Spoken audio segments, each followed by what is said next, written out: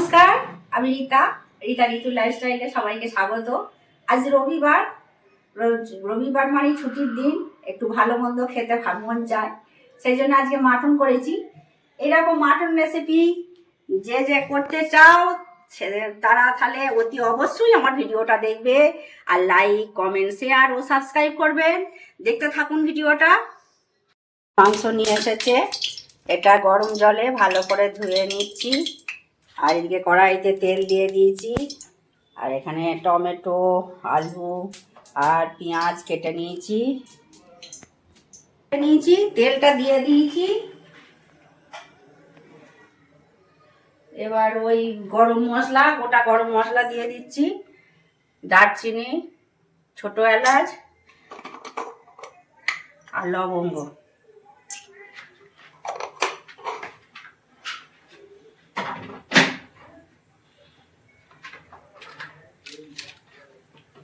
দিচ্ছি, একটু হলুদ দিয়ে দিলাম। এবার রসুন দিচ্ছি,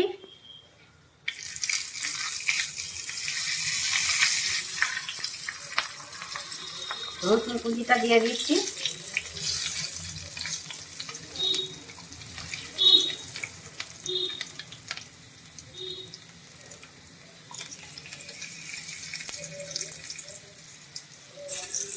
একসঙ্গে রাখা হয়ে গেছে, বেটে দিতে দেরি হলো, তো ওইগুলোই দিয়েছি। রসুন বেশি দিইনি।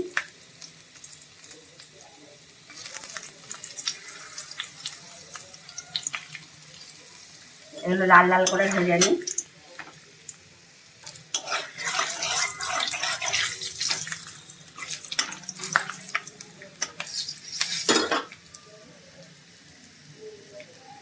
এবার পেঁয়াজ কুচি দিয়ে দিচ্ছি,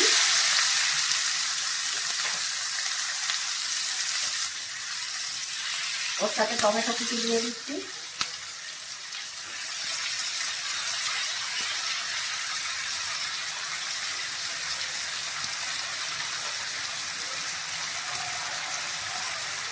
এবার নুন দেবো,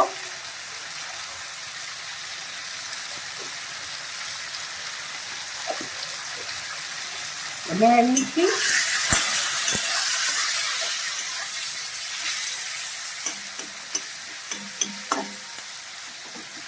চাপা দেবো,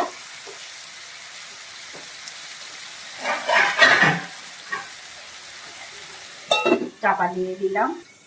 মাংসটা ভালো করে ধুয়ে নিচ্ছি, গরম জলে ধুচ্ছি।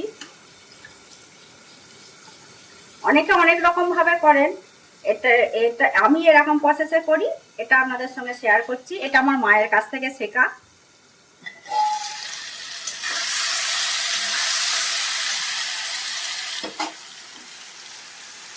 মাংসগুলো দিয়ে দিচ্ছি।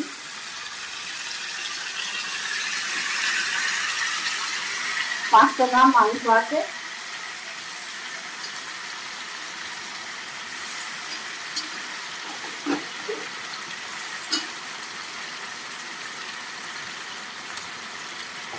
এবার মশলাগুলো দিয়ে দেবো এক এক করে। প্রথমেই দেবো হলুদ গুঁড়ো, তারপরে দেবো আদা। এতে বেশি মশলা আমি অ্যাড করবো না। আদা আর হলুদ গুঁড়ো দিয়েছি। এবার জিরে গুঁড়ো দেবো, জিরে গুঁড়ো দিচ্ছি। তারপরে দেবো কাশ্মীরি রেড চিলি পাউডার। তারপরে দিচ্ছি এমনি লঙ্কা গুঁড়ো।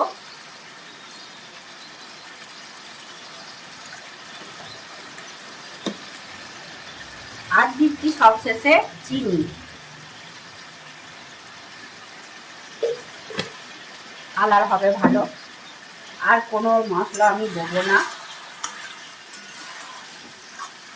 এবার এটা আমি ভালো করে কষাতে থাকবো।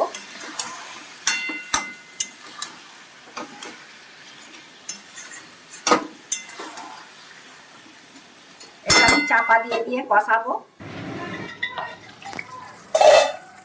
কষা হয়েছে, এবার আলুগুলো দিয়ে দেবো। আলুগুলো এর সঙ্গে কষিয়ে নেবো।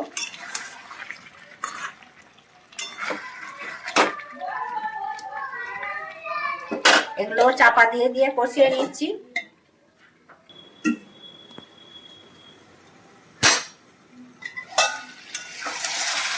কষা হয়ে গেছে, এবার প্রেসারে কুকারে দিয়ে দেবো। একবারে ভারী তুলতে পারবো না বলে এই হাতা করে তুলে নিচ্ছি, হাতটা ভাঙা আছে তো।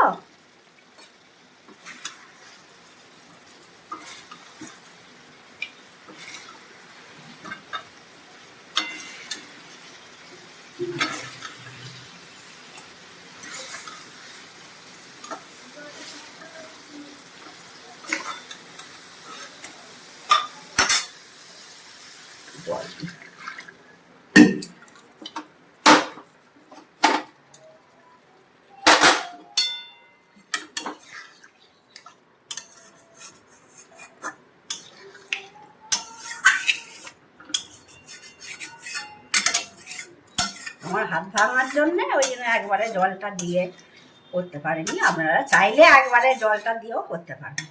এবার ঢেলে নিচ্ছি।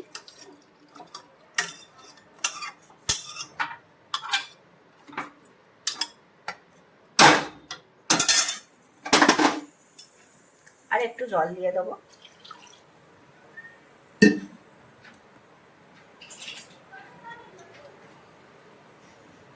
প্রেসার কুকারের ঢাকনা বন্ধ করে দিচ্ছি।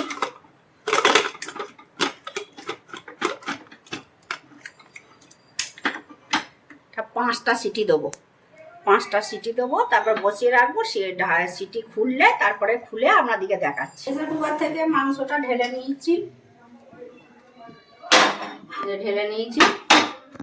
আর একটু জল দিয়ে ঢেলে আর একটু ফুটিয়ে নেবো। দেখুন কতটা সুন্দর হয়েছে, কতটা লোভনীয় হয়েছে।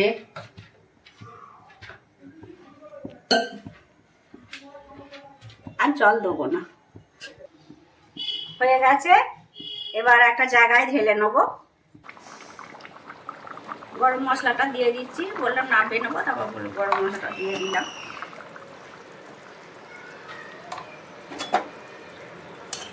নেড়ে নিচ্ছি একটু।